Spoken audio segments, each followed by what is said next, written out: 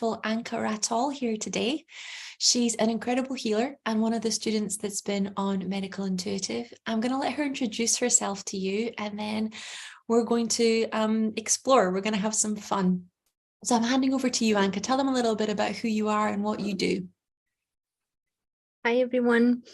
I joined the Medical Intuitive program in Jan, and it was a decision on the fly. So the moment I saw the email from Sky, I was so triggered to start this program, and it's been a journey, and it really helped me a lot from the point where I was stuck in having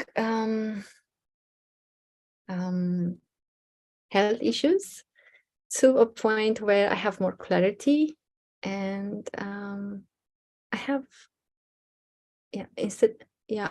not just clarity, but have that certainty that I'm on the right track. Let's say. Yeah, I think it's interesting, isn't it? Because my intention with the course was, I think there's going to need to be another one for self-healing, because the journey to heal yourself is intense. You know, it is, I think it's radical, spiritual and self-awakening too.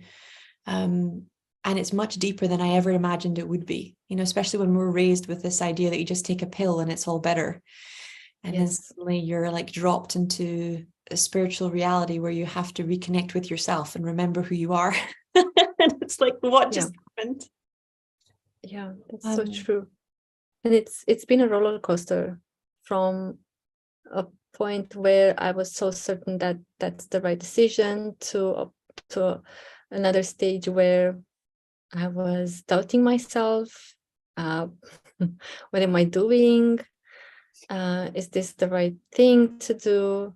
And yeah, it was a roller coaster, just because it's not easy to change things. And just like you said, we are so used to taking the pill and forget about everything. And I didn't know there's a connection to my body, that it's a way of hearing the body whispering. I never knew about all that. So to me, it was like mind-blowing. It's insane. I didn't know either. Until I got sick, I didn't know. It completely blindsided me. It completely blindsided me. And it's funny, I had no idea that my illness was trying to take me to my enlightenment, you know, or to like my spiritual connection. It was like an inconvenience I was trying to get rid of. You know, an injustice, something unfair that I just wanted to get sorted out. So I was very much kicking and screaming when I was working on my own health stuff in the beginning. So what came up for you when you were working with body whispering? What was the most powerful messages your body had? At first, I was numb. I didn't hear anything. I was like, oh, this is not for me. No. I love your honesty. Love it. And I was in denial for a lot of time, and I was going back and forth on homeworks. No, I'm gonna skip this homework. Let me really listen something that was after that homework. So it was at the beginning, I was mostly in denial. No, I'm not able to hear, I'm not able to feel. But then at some point, it was so quiet. I was listening to one of your meditation, and it was so quiet. And in that moment, I was just able to feel my body, just be present with my body. And I don't know if there was something in that moment. I mean, if there was a breakthrough in that moment, but the next days, I was inclined to take different decisions. different. I mean, yeah, choose differently in terms of food, in terms of drinks. And I was searching for different people to surround myself with, Wow. to get the support. Because I knew from that point that if I continue like that, I will just end up having cancer or God knows what other stuff. So I said, yeah, it's time to change. Otherwise, you're gonna die. It's Never, amazing how never. gentle it is, though, because if you receive that kind of a message from a doctor or even from a healer, it's so harsh. But I got the same message, and I think I was, what, 19, 20 years old? But it's like what you said, it was a stillness, and there was no, like, it wasn't like a threat or like a force, like you have to change. It just, something moved, Yeah. And it was so gentle and loving. Yeah. And so how do you put words around it? It's just it's obvious. It feels like the wrong word, but it's like self-evident. It's like when it's incredible because you couldn't do it sometimes for years, and then suddenly it's the most obvious thing in the world, and you can't imagine Yes. not doing it. And it's such a strange miracle, right? It's a shift in Yes. perspective that you're like, because we really try. I've never met somebody that doesn't know how to be healthy and that hasn't tried at least a lot of changes in diet or things before. But it's when you tap into that divine energy, it's incredible how gentle it is, and it's incredible how much ease it can have, because we're not fighting with ourselves all the time. We're not trying to force. It's not a willpower thing. Yeah. It's just, I think it understands how much suffering we've been through, and it understands what we're trying to cover with the food on a level that we can't even put words on. Yeah. And that was the moment when I realized I was stuffing myself out just to forget about feelings, emotions, because I wasn't able to express them or even aware of them existing in my body. So that was the only thing I knew. So I was reaching out to food, stuffing myself out to forget about my body, my emotions. And it was the easiest way out, but on the long run was the painful one, actually. It's interesting because Course in Miracles says that everything in this world is upside down, right? So it's exactly what you say. It's that it seems like the easiest way. But the reality is you're condemning yourself to a lifetime of no connection. Yeah. Numbing myself. Yeah. Look at that. It's like, I remember when it hit me the first time and I was like, what? Actually reading the Marianne Williamson book. She did a book called A Course in Weight Loss, which is Course in Miracles for releasing weight. And she wrote it for Oprah Winfrey. It started as like a series of letters to help Oprah undo like the spiritual pain of her rapes and things like that she was eating to keep herself safe. And then it became a book. But I remember just like you getting to that point where I was like, from why can't I stick to this diet to holy crap, there's a whole load of trauma and feelings in here that I thought I'd never have to go near again, that I'd even forgotten. That somehow I was expecting a burger to numb, to deal with, the poor burger. So much responsibility on the burger. Like, here, burger, deal with all my trauma. The poor burger, it just got stuck in there. And no wonder it didn't come out for days. It just didn't.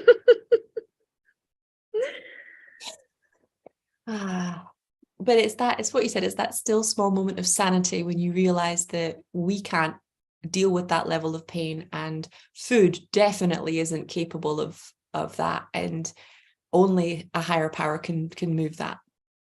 There isn't anything else. But it's huge that you had that revelation. Yeah, it's still a journey for me. I'm not yet there, I have to admit, but every day I'm choosing. Sometimes there are days in a row when I'm choosing well, and there are days when I'm just ending up eating pizza or whatever. And I know in that moment, there's something that I don't want to deal with. So that's another revelation, even though I feel like, oh, I would like to eat a slice of pizza. It's actually something else beneath that. So I get this awareness. Even though I'm not strong enough to say no, I get this awareness. There's something more behind that slice of pizza turning into. Yeah. So yeah, it's a journey, but that was my biggest challenge with food. And if you think of the way I was raised, I didn't eat that much during my childhood or when I was a teenager.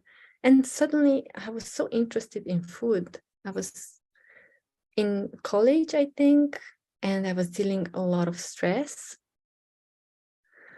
So suddenly I was interested in food, stuffing myself out, spending hours and hours learning at nighttime, and I was eating just to keep my energy up, because that's what I knew, that food is energy. And then ending up with so many gut problems, and since then I'm on a journey to fix myself. It's not easy. I think particularly I think around university and around young adulthood, there's so many initiations, there's so much loneliness, there's so much insecurity. You have no idea who you are. Yeah. And we live in a world that even then it was a lot less community and a lot less support than had ever been before, So Yeah. I think the loneliness is real, and the existential crisis is real, Yeah.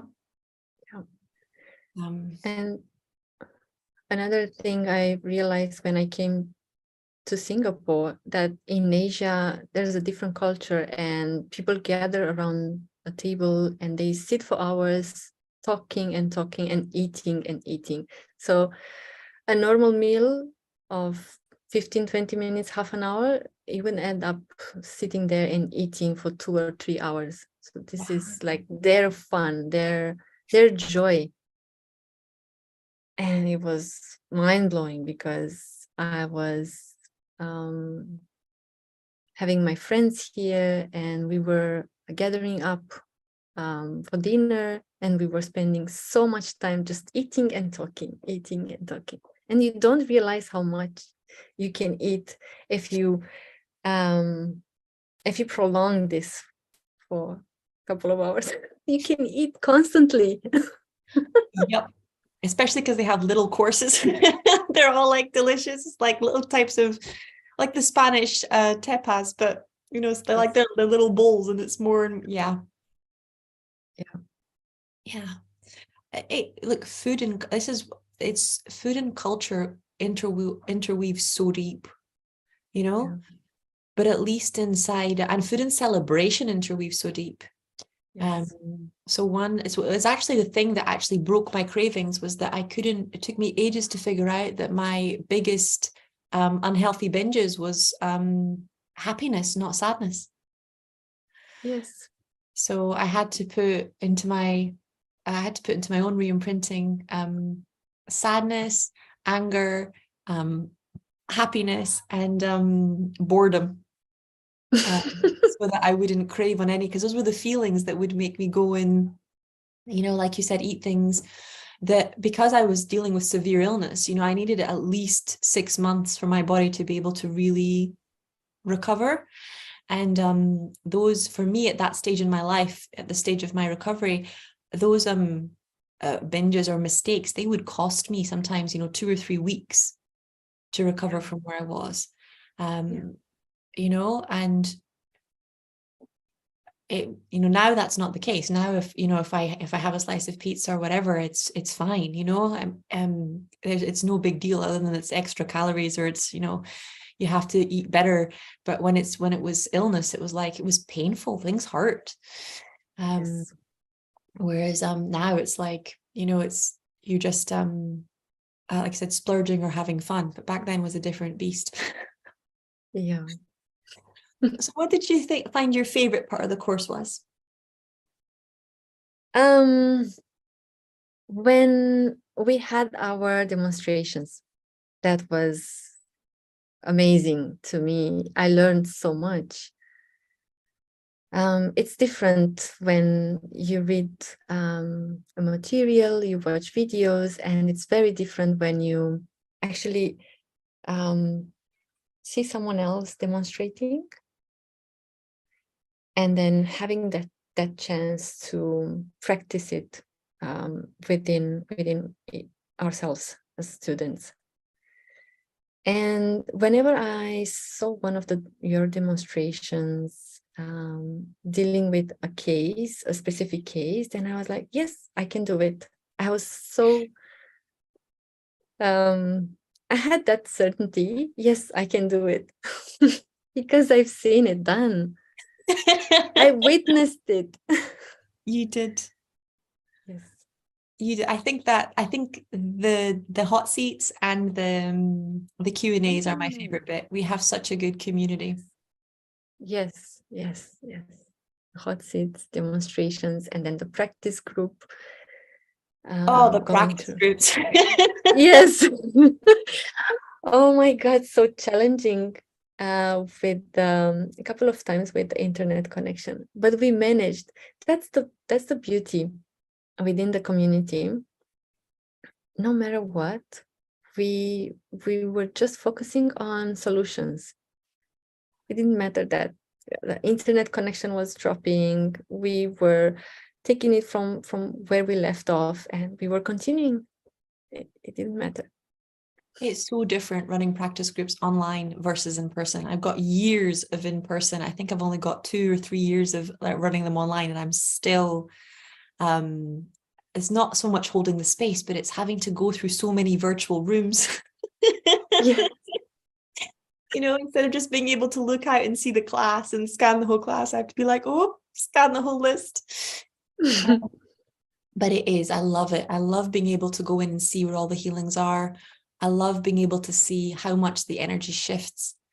I love watching you guys go from strength to strength, because I know the homework is like, it is self-inquiry. It is asking a lot of your self-awareness and your self-development, but marking it, seeing the things that you guys are working through, seeing how you get stronger and stronger and stronger, it makes everything worth it, Yeah. And I think it adds a level of intimacy. I think it adds a huge level of intimacy, because it's, otherwise you don't really see the person's unique journey. But when you're reading, their actual exercises and their own self-inquiry, you can really see just how much they've stretched, just how much they've grown, just who they've become. And no one can take that away,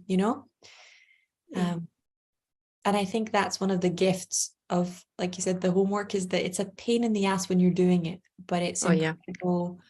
The growth it gives is insane. So it's like, at the end of the day, the whole purpose is for you guys to be really strong, and you to go out there and really, like you said, help other people.